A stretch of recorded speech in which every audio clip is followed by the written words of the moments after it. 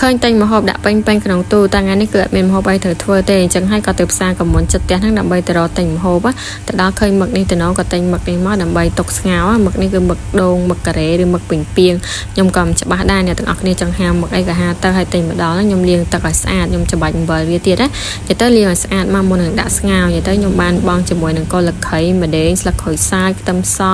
ហើយខ្ញុំបន្ថែមប៊ីចេងបន្តិចស្ករសបន្តិចទឹកថៃបន្តិចដើម្បីដាក់ស្ងោរជាមួយមឹកហ្នឹងតែខ្ញុំអត់មានបន្ថែមទឹកណានិយាយទៅស្ងោរមឹកហ្នឹងគឺអត់ដាក់ទឹកទេព្រោះស្ងោរទៅវាចេញទឹកហើយបន្ទាប់ពីដាក់មឹកស្ងោរហើយហ្នឹងខ្ញុំមកចៀនស្លាប់មាន់ម្ដង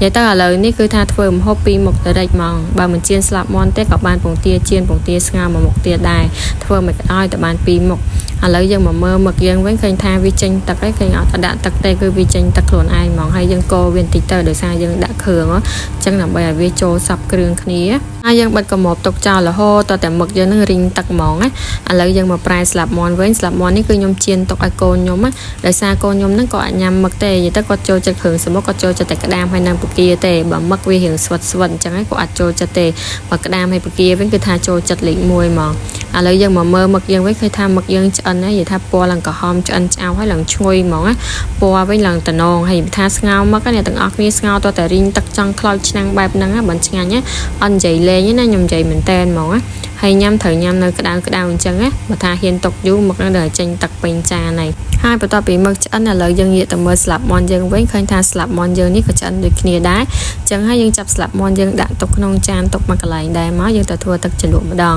ទឹកជ្រលក់នេះគឺខ្ញុំធ្វើទឹកត្រី7តុំខ្ញុំដាក់ប៊ីចេងស្ករសហើយខ្ញុំញិចម្ទេសមកអ្នកទាំងអស់គ្នាចង់កាត់ចង់ច្រាមចង់ហាន់អីក៏បានដែរហើយយើងចាក់ទឹកត្រីចូលមកបន្ថែមខ្ទឹមសចូលបន្តិចបើអ្នកទាំងអស់គ្នាមានខ្ទឹមក្រហមបន្ថែមខ្ទឹមក្រហមបន្តិចមកគឺកាន់តែឆ្ងាញ់ណាហើយយើងកូរវារហូតតតែលាយស្ករលាយប៊ីចេងមកចាំយើងដាក់7តុំហើយ7តុំនេះគឺ7សាច់សុទ្ធអត់មានគ្រាប់ទេអញ្ចឹងដាក់តែប៉ុណ្្នឹងមកគឺថាជួយយកទៅណាមអស់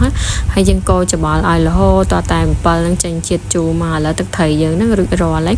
បើមានខ្ទឹមក្រហមទៀតធានាថាដឹងឆ្ងាញ់ដឹងឈ្ងុយហ្មងណា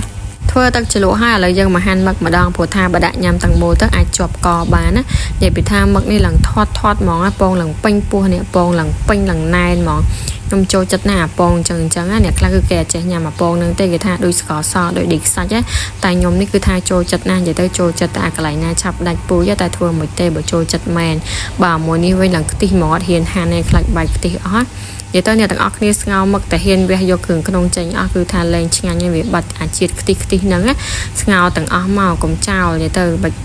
ខ្វេះវាចេញទេហើយមើលឡើងខ្ទិះអញ្ចឹងអីណាធំបានសុំដាក់មួយម៉ាត់សិនហើយ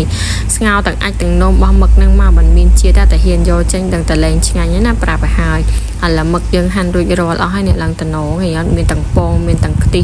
ហើយបើទឹកត្រីវិញទឹកជ្រលក់នេះវិញនិយាយពីថារសជាតិអ្នកសមុទ្រប៉ិតហ្មងព្រោះអ្នកចុះទូកអត់មានពេលណាទៅបុកទឹកត្រីនៅលើទូកនឹងទេនិយាយទៅគាត់ធ្វើតែទឹកជ្រលក់ហ្នឹងឯងឥឡូវមកហូបបាយថ្ងៃត្រង់ខ្ញុំរួចរាល់ហើយ